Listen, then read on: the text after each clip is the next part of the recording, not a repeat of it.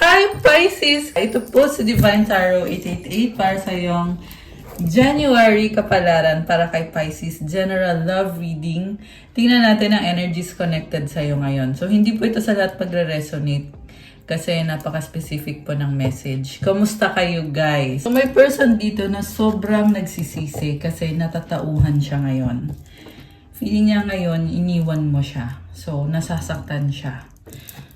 You have realizations, epiphanies, understandings, awakenings. Ito, naliliwanagan na siya kung saan siya nagkamali, kung anong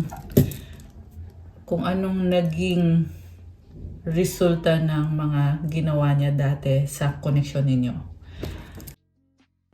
So, mukhang niloko ka nitong taong to at nagkaroon ng hiwalayan dahil sa nangyaring panluloko niya sa'yo. Kahit nahuli mo na niloko ka niya, pinagpipilitan pa rin niya yung sarili niya. Parang pinagpipilitan niya na tama siya. Kaya ngayon breaking point na siya kasi nga gusto pa rin niya na mag-workout ito pero ikaw ayaw mo na. So breaking point, limit, final straw, overwhelmed. Na-overwhelm siya ngayon ng mga emosyon niya. At feeling niya ay iniwanan mo siya ng ganun-ganun lang. Abandoned, left out, walked away, cold. So parang feeling niya ngayon siya pa yung biktima. Pero ang totoo naman talaga is siya naman talaga yung nanloko sa'yo. Kaya mo siya tinalikuran in the first place. Emotional storm, turmoil, unstable, affected, cloudy judgment, illusions, unbalanced, distorted. So, sobra siyang emotional ngayon. And, ito, may nakita kong lightning dito. So, ito yung realization niya eh. Ito yung feeling na natauhan na siya na feeling niya kinarma siya dahil sa mga ginawa niya. Kasi naging matigas ang ulo nitong taong to. Pero sa huli, hindi rin nag-workout. Boundaries, no drawing the line enough. Okay, you are now setting boundaries. Kasi dati, pinagkatiwalaan mo siya. Pero ngayon, natututo ka na rin. Okay. Stress, turbulence, tension, arguments. So, sobra siyang na-overwhelm ngayon. Ayan, nasi-stress siya ngayon. Kasi, gusto pa rin niya na ipilit yung sarili niya dito sa connection ninyong dalawa. Apology, forgiveness, return, sorry. Ngayon, magsusorry siya bigla. Okay, so, syempre,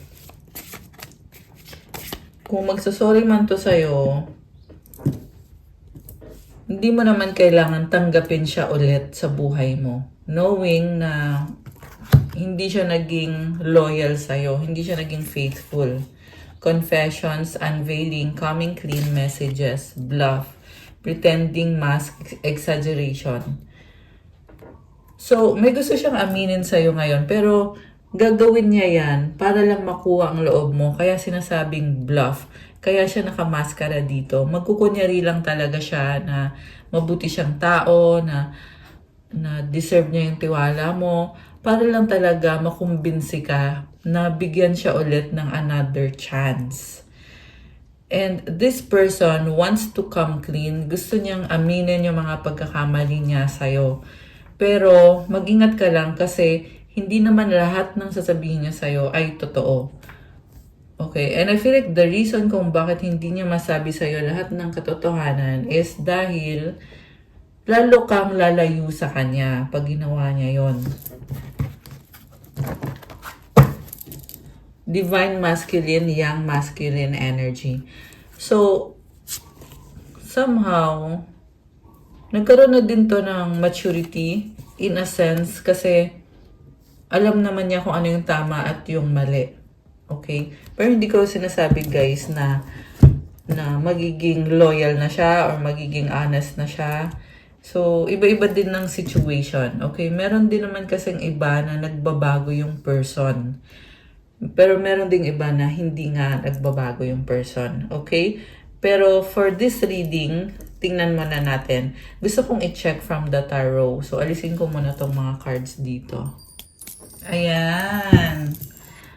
So, ano ba ang nararamdaman niya at ano ba ang intention niya sa'yo? Tingnan natin. Okay, we have the Chariot. Gusto niyang mag-reach out, mabilis na energy, may travel. So, gusto niyang magkaroon ng confrontation, pag-uusap sa inyong dalawa. What crosses this person is the Four of Swords. Yun nga lang, mukhang sa isip lang niya yun.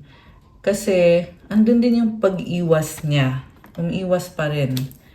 So, what lies above is the Eight of Pentacles, waiting. So, siguro naghihintay siya na tawagan mo siya, kausapin mo siya, kasi lalakas ang loob niya pag inunahan mo siya. Okay? Pero, ba't mo naman gagawin yun kung siya naman yung nagkamali sa'yo, di ba? What lies below is the Queen of Cups. Okay. So, nakikita ko, ni-enjoy mo lang yung life mo. And, actually, willing ka namang makinig sa kanya. Kaso lang, wala naman siyang ginagawa para patunayan sa'yo na mahalaga ka para sa kanya. Medyo pinangungunahan ng takot tsaka ng pride din itong taong kadil mo. Takot kasi nakikita ka niya as someone na gusto niya at mahal ka niya. Nakikita ko naman dito na ikaw yung gusto niyang makasama at magkaroon ng relationship with you. And then we have Three of Pentacles, Nine of Pentacles. Okay. So, we have Knight of Swords sa bottom of the deck. Merong mabilis na energy. So, ito yung biglaang realization niya na mukhang nawala ka na nga sa buhay niya. Feeling niya kasi pag nawala ka, parang wala na siyang value. Parang ganun yung pakiramdam niya. Kaya siya mapupumilit na ibalik yung connection ninyong dalawa. Okay. So, supportive energy is the World. May travel. Okay, baka ikaw ay magta-travel or baka itong person na to. And then, tingin niya sa'yo is defensive ka. Okay, or baka baliktad. Wait. Okay. So, naghihintay. Naghihintay pa rin itong taong to at hindi ka maalis sa isip niya. Tinatry niyang balansehin yung buhay niya at yung nga lang parang siya pa yung galit dito. Nakikita ko pa rin na hindi niya kayang sabihin lahat. Defensive siya kasi meron din siyang pinoprotektahan. Siguro yung ego niya, pinoprotektahan niya. So, nakita ko rin dito guys, parang natuto siya ng lesson niya at gusto niya ngayon magsimula ulit. Kaso lang, feeling niya, baka may iba ka na. So, kaya siya nasistress ngayon, nag-iisip, ano kayang sasabihin ko, paano ko sasabihin to, paano ko ipapaliwanag to. Kasi feeling niya, wala na din namang chance to. Mukha kasing hindi mo na siya kinakausap or dinededma mo siya. So, parang siya na din mismo nakakaunawa na baka nga tapos na, baka may bago ka na, or baka nag-move on ka na. Oh, tingnan mo, Six of Swords, the Temperance, the Emperor, and ano tong isa? Dumikit. Ten of Wands. Oh my gosh. So, gusto niya tapusin na. Merong nagmamadali dito eh. So, nag-a-adjust siya sa'yo. And iniisip niya na kaya pang magkaroon ng chance ulit sa connection ninyo. Yung iba sa inyo guys, yung person na ka-deal mo is burdened siya ngayon sa trabaho. Ayan o, Ten of Wands.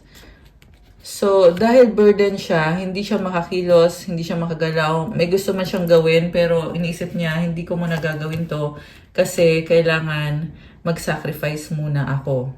Ayan, yan yung energy nitong si Emperor. Baka ang kadil mo ay Aries or Sagittarius, fire sign, Aries, Leo, Sagittarius, air sign, Gemini, Libra, Aquarius. Although this can be any sign, lahat naman ng signs andito. Okay.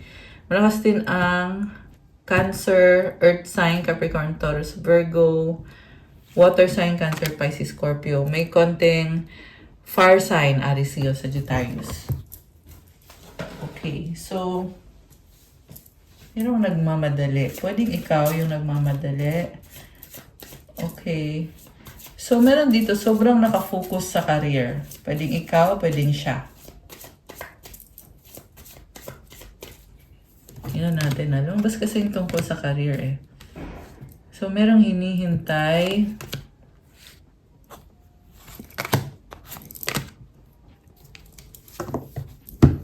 Okay, so we have 7 of Pentacles, 6 of Cups, the Fool. May hinihintay ka na blessing sa career and finances mo.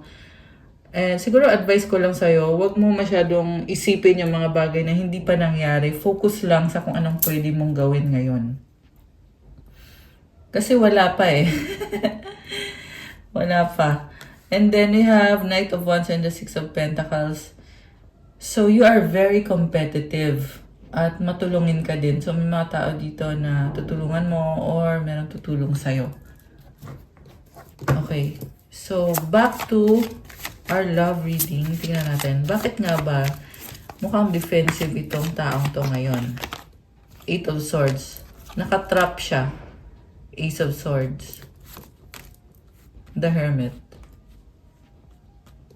Oh, okay. Oh my gosh.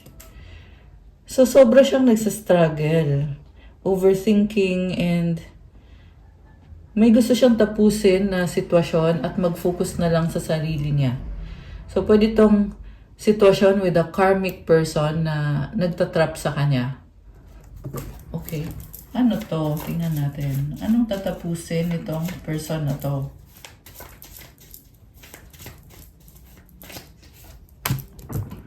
Okay, 10 of Swords.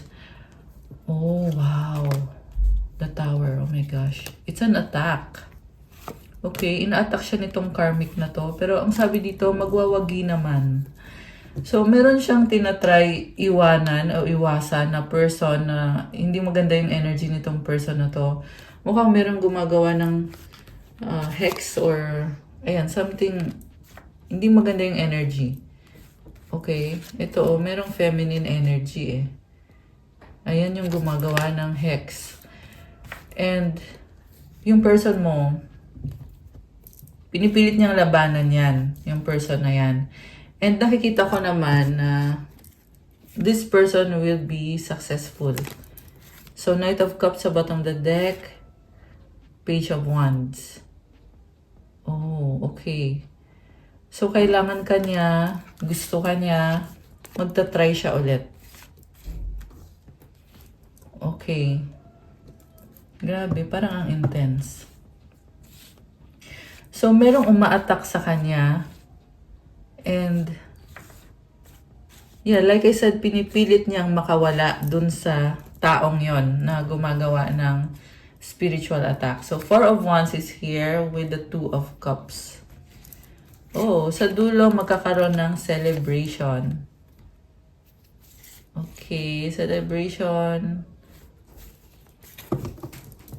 Ayan. So, saan ba papunta itong connection na to? Tingnan natin. Feeling ko dito, marami pang ganap sa totoo lang. Kasi parang hanging eh. Narcissist. Someone is too full of themselves. So, narcissist yung taong kadil mo. Pregnancy, someone is expecting. Date night, get ready to be wined and dined. Okay. So, narcissist, sobra siyang focus sa sarili niya, pero may blessing na paparating. Pwede itong merong magkakaroon ng magkakaanak or kahit anong blessing ito. Kasi yung pregnancy, it symbolizes abundance. And then, yung sa date night, celebration yung nakikita ko. Okay. Ano pang paparating? We have distance. You and your partner may be physically or emotionally distant. Ayan, may mga LDR dito. Cycles, fate, karma, something ending, something beginning. So guys, itong bagong taon na to, may mga endings at may bagong simula para sa'yo. And I feel like maraming ganap. And hindi lang sa love life but also sa career. Ayan, that's what is coming for you, Pisces. Kuha tayo ng mensahe galing sa person mo. Tapos kuha tayo ng angel numbers. Anong mga gusto niyang sabihin sa'yo? I have hope in us. Childhood trauma. You hurt me. Open your mind. Anong umaasa? I need you to make the first move. You make me happy. I'm excited for our future.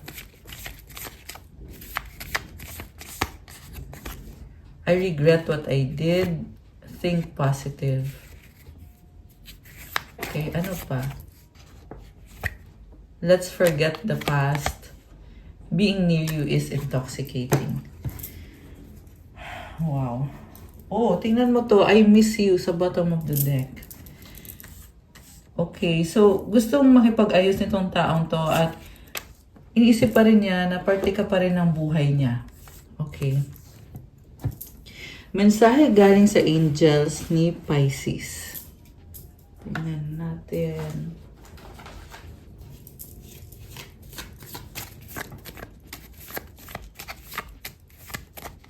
Okay. 222 balance. Now is the time to take inventory of your feelings. Are there any feelings of imbalance or resistance? Divine whispers are here to remind you that the alignment you seek also seeks you.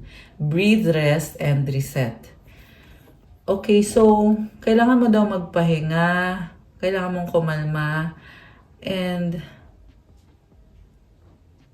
alam mo, sabi naman dito, magiging positive naman yung outcome. Kung gusto mo magkaroon ng change sa life mo, sa energy mo, makukuha mo naman. Kailangan mo lang kumalma at may mga kailangan ka ding baguhin sa mga ginagawa mo, sa pag-iisip mo. Affirmation, what feels peaceful and calm easily finds me as I restore the balance within me. Ayun naman pala eh. So, kailangan mo lang mag-focus at maging more positive sa pag-iisip mo. Okay, kuha tayo ng advice. Change. Don't scare yourself with the next 40 steps. All you need is that one next action. You can say to love, just show me the first step and change me into one who can take it. Huwag ka daw matakot sa pagbabago. Simulan mo lang daw. Gawin mo yung pinakaunang step at magtutuloy-tuloy yan. Ayan. So, change is coming for you para sa bagong taon, Pisces. Ayan, guys. That's all for your January kapalaran. January 2026 kapalaran para sa mga Pisces. Thank you for watching. Pa-like po, comment, subscribe, hit the notification bell. Kung kailangan nyo ng one-on-one private reading, message nyo ako sa Viber or sa WhatsApp. I-click nyo po sa description box. Diyan po nakalagay yung Viber ko tsaka yung WhatsApp. And Merry Christmas and Happy New Year po sa inyong lahat. I love you guys. Have a good day. God bless you all, Pisces. And see you again soon. Bye!